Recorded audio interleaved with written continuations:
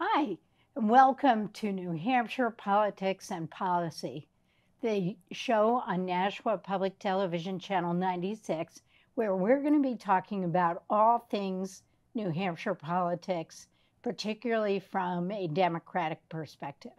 And I'm really excited because I'm going to be having conversations with some of our local Democratic superstars. And with me today is Representative Laura Telerski from Ward 8. And she is a superstar. I'm excited that you're here. Thanks Good for to having see me. you, Laura. I'm excited to be here with you. So just tell us a little bit about yourself. You've been in the House more than one term. Yeah, I ran for the first time in 2018, partly because I was looking around and felt like I wasn't happy with the direction of our state and our nation. And I thought, if anyone can do it, it's here in New Hampshire, you can run for the House. And I did. And it has been a ride, that's for sure.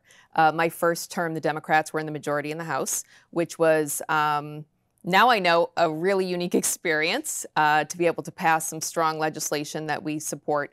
And then when I ran again in 2020, we were in the height of the pandemic, which was very different.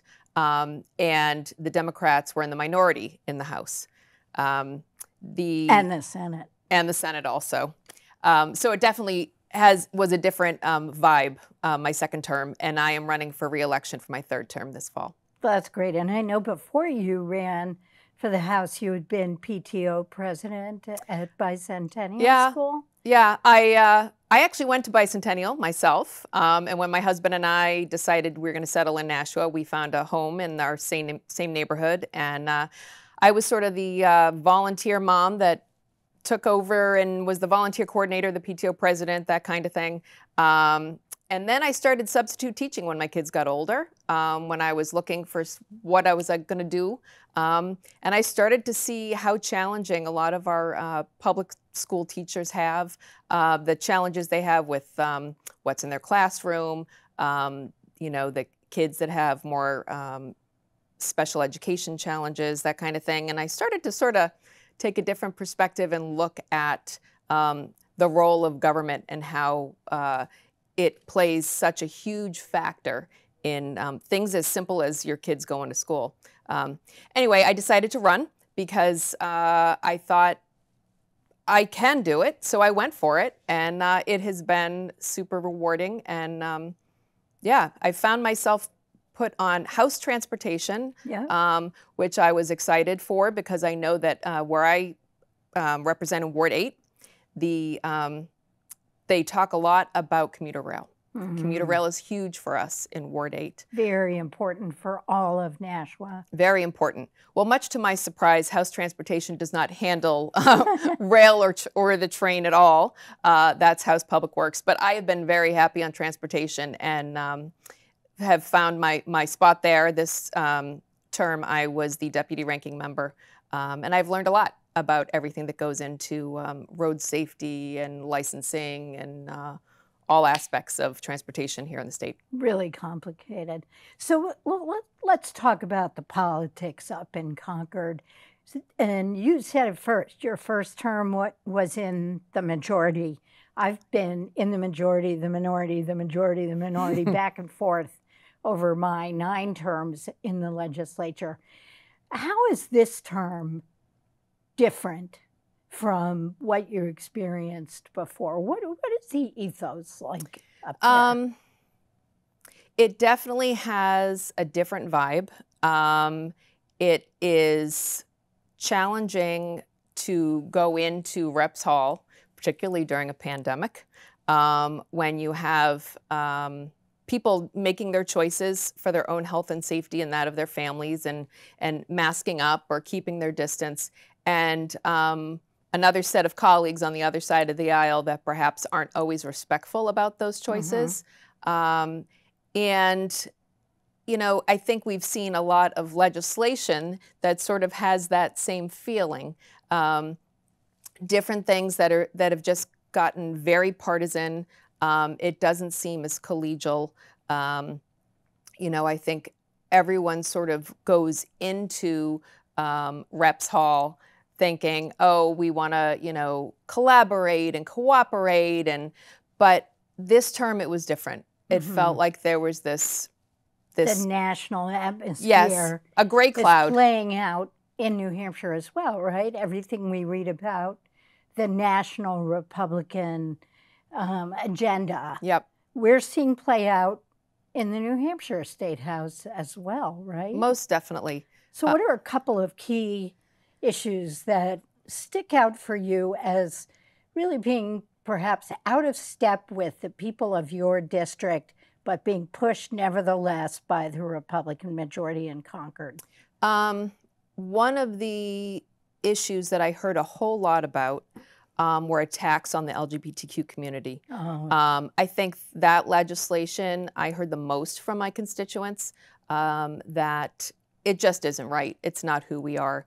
We don't out children to the community and the parents. There was a bill to require schools to out their students. Yes, right? Yeah. We called it our own Don't Say Gay bill. That's right. And the amount of testimony that we heard from specialists in the field about how dangerous this can be for LGBTQ kids, it was terrifying.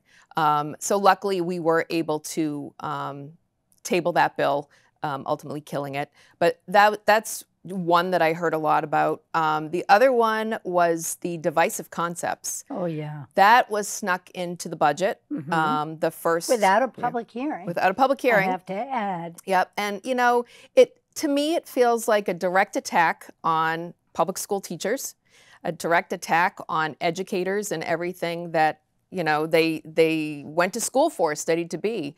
And the fact that we're telling people you can't teach certain things, you have to, or teach both sides of the issue, both sides of slavery, both sides of the Holocaust. It's mind-boggling.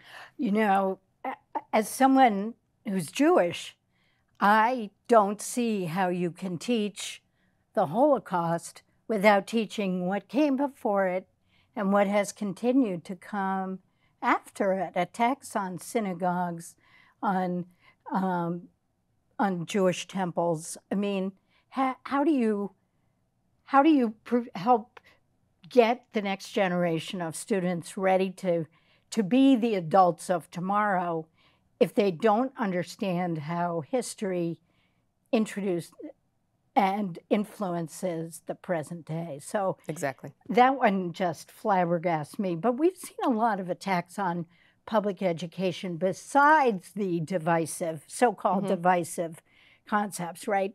The Republican budget cut funding to public schools by $70 million. That's 70. Yeah. And that, to me, is a clear, will result clearly in an increase in local property taxes. Oh, it will. It will. And the other issue that, is just going straight at our local schools is the education freedom accounts. Oh, yes. Also property tax increase. And they snuck that into the budget also. Right. With no controls and no oversight, not even any means testing after the first year. So you could enroll a kid in kindergarten, prove that your income is within, I think it's 300% of the poverty level, and then for the next all those years until they graduate in high school, you could be pulling in $1 million a year and still getting a payment from the state to take your kid out of the local public school without recognizing that there's no savings to the district when a child leaves the public school system. The fixed costs remain. This just galls me, because you still need a building, you still need a bus, you need heat, you need water, you have teachers, you have lunch, you have snow removal. So a kid leaving the public school takes about $4,600 at least of state money out of the Nashua budget, leaving the $16,000 at least dollars a year it costs the city for that student. So the property taxpayers of Nashua are left holding the bag. Yep. And as someone who I know is committed to public education. I know that is an irritant for you as well. Yeah. And I think there was a review after the first year, and the kicker was they are extremely over budget. $9 million. $9 million over budget. And almost all of the students who took advantage of the program were already in private school beforehand. That's correct. So it made no sense. Their arguments for it, just they're not matching up, and the whole program is turning into a big fiasco. Well, and it's a double tax increase whammy, because the kids who were in the public school, that cost remains on the Nashua school budget, or the property tax bill. Mm-hmm. But the kids who weren't in public school, that is a drain from state coffers. Mm-hmm. So there's a local property tax impact, but there's also a drain on the state revenues to pay for the kids who already were in private schools. So that's very expensive for taxpayers. When we only have a few minutes left, you're going to have to come back. But okay. I did want to talk about the attacks, particularly from the House, on women's ability to make their own health care decisions. Yeah. Tell me about that. We've heard from the other side that they say, oh, we have no moves to restrict health care at all. But that's just proven to not be true. Mm-hmm. They snuck again into the budget a ban on abortion after 24 weeks. And, the governor signed that into law.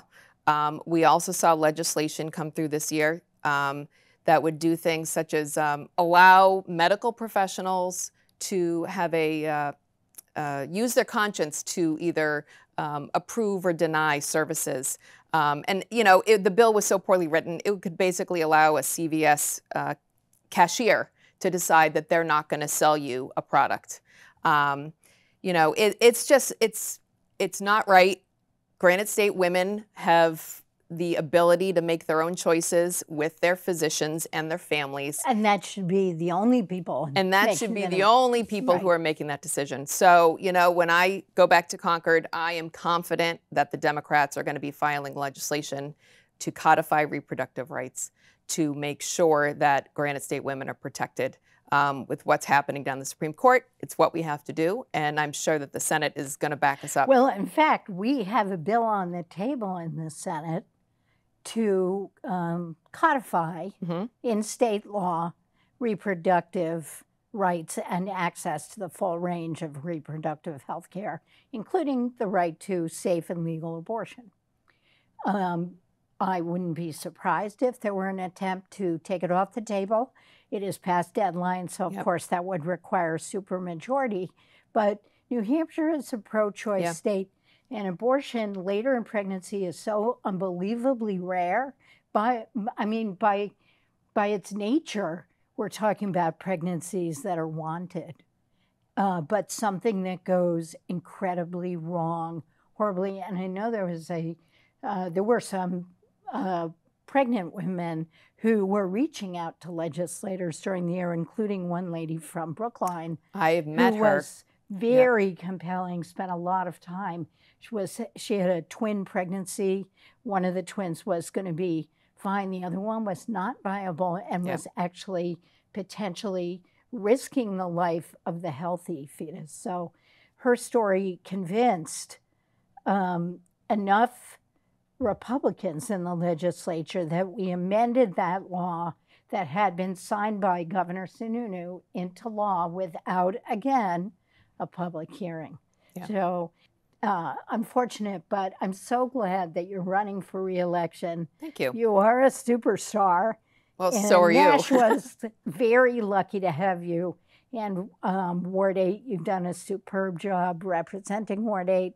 I'm confident that you're going to knock all those doors to make sure that you and your two Democratic colleagues are going to be victorious in November. And so, Laura, what is the most out there extreme bill that the Republicans introduced this past session that you had to vote on? If I had to pick one, it would definitely be CACR 32, which would have put a question on the ballot for New Hampshire voters on if New Hampshire should secede from the Union and become its own nation, its own nation state, if you will. It's absolutely mind-boggling that that was something that we had to listen to a floor debate about. As we all took an oath to the Constitution and the New Hampshire State Constitution, it was amazing. Let me pick my jaw up off the floor. Yeah. Somebody actually introduced a bill to have New Hampshire secede from the United States of America. Yes. Yeah. Well, it's pretty un-American, isn't it? It definitely is. And, you know, there's a group here in New Hampshire called the Free State Project. And they have picked New Hampshire as a destination so that they can move here and slowly dismantle government. They are extreme libertarians who believe that there basically should be no government.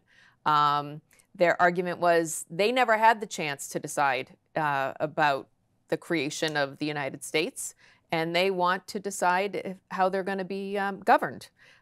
So the Republican Party has, I've heard, about 45 Free Staters that have... I was going to ask you that. How many Free Staters are in the House? They don't have special name badges. Right, I know, they hide it. Yeah, but there, we heard that there's about 45. They have worked their way into local government. You may have heard about the fiasco in Croydon, New Hampshire, about school funding.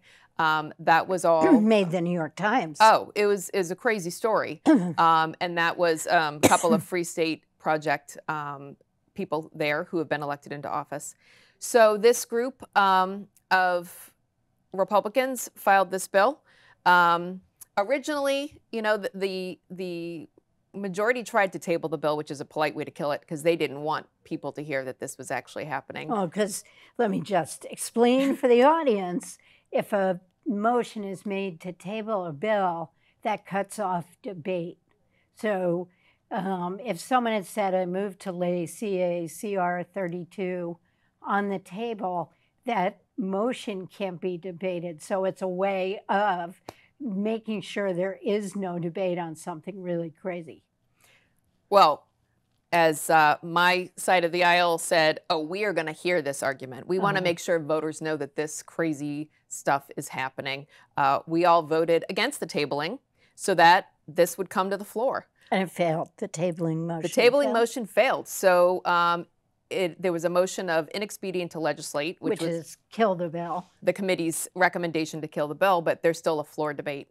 So we had to sit there and listen to a few representatives argue on why we should put this question to the voters to secede from the Union. So let me ask you, I know your parents live near you. I'm going to assume they're both on Medicare. There are 300,000 people in New Hampshire who are on Medicare. What do you say to them if New Hampshire secedes from the United States and all of a sudden the Republicans have taken away their only option for health insurance? Really, by the time you're Medicare aged, you're not going to find commercial insurance that anybody could afford, even if you could find it. What happens to those people? I have no idea. I have no idea. You know, there are so many questions like that. You know, what happens if we are right on the Massachusetts border? What if we drive down to Tingsboro to do something? Are we going to have a passport? I don't know. Are we going to need border check? It's just, it was insane to think of all these questions and to know that the people who filed these bills really don't have the answers. So, you know, in the end, there was a vote, and 13 Republicans voted for CACR 32. And there has been some recent media done on it that there were a number of other people that would support it. But ran to the bathroom. Ran to the bathroom. Maybe they did vote, but they did not vote to support it because they know that it wouldn't be popular right now. but it's a growing movement. And the Free State Project needs to be watched, and they need to be watched closely. It's really pretty scary, I think, because this is not what New Hampshire is. And in fact, over the last 2 years, I've had a lot of long-term professional lobbyists say to me, these Republicans, they're different. We really don't know how to think about where they're going to go, particularly in the House. It's my understanding that the House Majority Leader is a member of the Free State Project, or is that rumor? It's rumor, but he did move here relatively, recently in the last decade. He's had some very extreme decisions that he's made on social media, things that he's said about... Like go buy ammunition instead of a hot dog for the 4th of July? Yeah, after or around the time of the massacre in Uvalde, Texas, he tweeted something about giving students firearm training. Just mind-boggling. As a required course starting in kindergarten. Yeah. Yeah. Well, I mean, I understand that you've taken on the other role of helping to recruit up to 400 candidates for the House. I've been there. Yeah, I've I know. done that. You recruited me. I did. And I remember, well, at Starbucks in South Nashua. It's a huge task. Yeah. Tell me about that. What do you have going on? What do you think the chances are for a Democratic majority to be reinstalled in the House? Well, the beauty of New Hampshire and the New Hampshire House is that every 2 years it's a toss-up. It really is. It can go either way.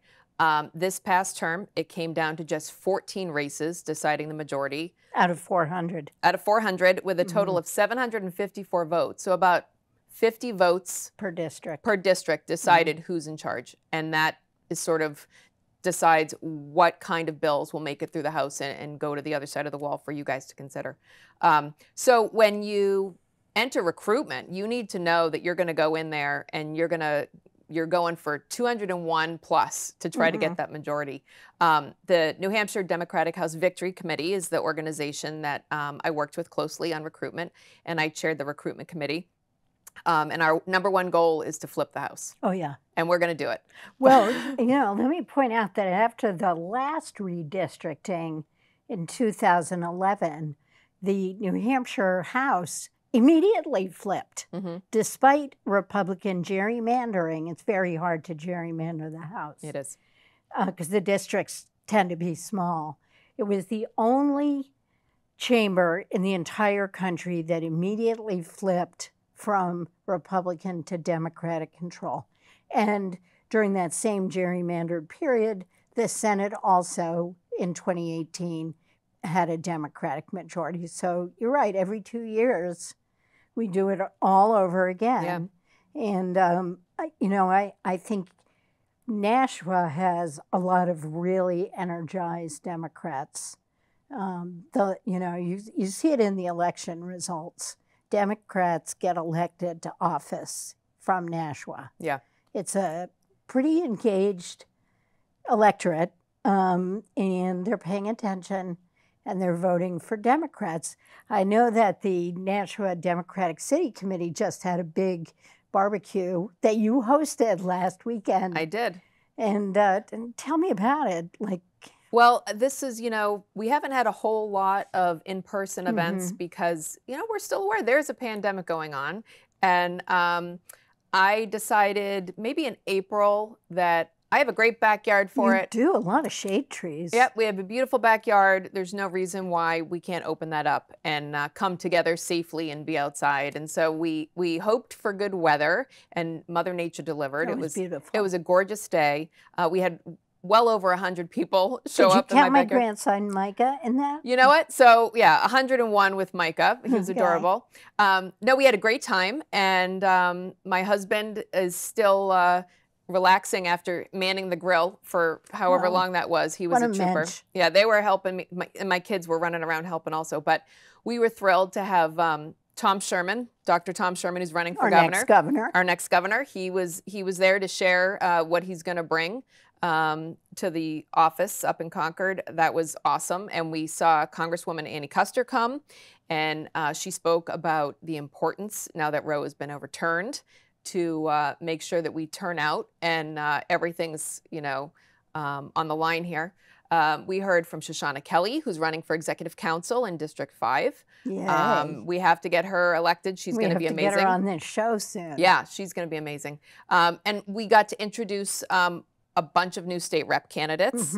And we had you and Melanie LeVake, who's running in District 12. Great. Yeah, so it was a great group of people. We saw a lot of new faces, and we just had a good time just coming together. Well, I thought it was great. I'm sorry I couldn't stay the whole afternoon, but the baby fell apart, and that was going to be a picnic spoiler. So we got out while he was still holding it together, and then I had to keep him awake in the car ride back to my house.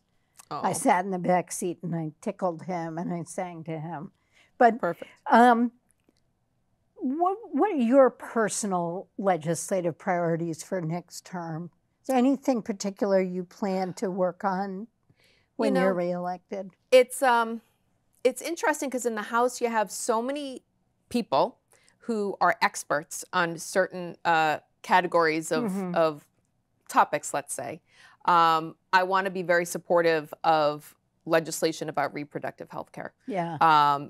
We often will come together and figure out who's going to be filing what, who can support who in that measure.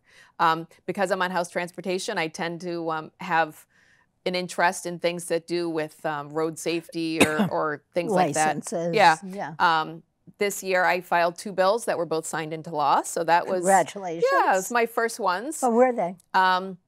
One closed a loophole in the DUI statute. The way the law was written, if someone was coming off of losing their license after driving under the influence, they can be subject to an ignition interlock, which is a lock on your device, like a breathalyzer. Right. And there was a loophole the way it was written that basically said they needed one of those on their own car that they drive all the time. Didn't say anything about your spouse's car, your kid's car, so your if you always neighbor's drive car. someone else's car. Yeah. So we filed a bill for that and tightened that up. That was signed into law. Congratulations. And then the other one was eliminating the fee for a handicap parking placard. Oh, good. Yeah, it actually violates the Americans with Disability Act, and the DMV discovered this a couple years ago, and we needed to clean that up and take that out of statute. So that's really important too. I mean, you know, I'm happy to hear you're going to work on reproductive rights. I like to think over the long term.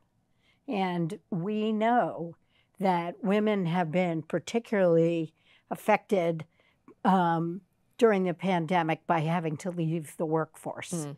And, you know, I think the burden of childcare, and I say burden carefully because I'm a mother and it's the best, but it is a responsibility, falls disproportionately on women. Yeah. And to the extent that women are out of the workforce or working less, they're paying less into Social Security and they're jeopardizing their own financial security in their older years. New Hampshire has actually a high rate of elderly women living in poverty.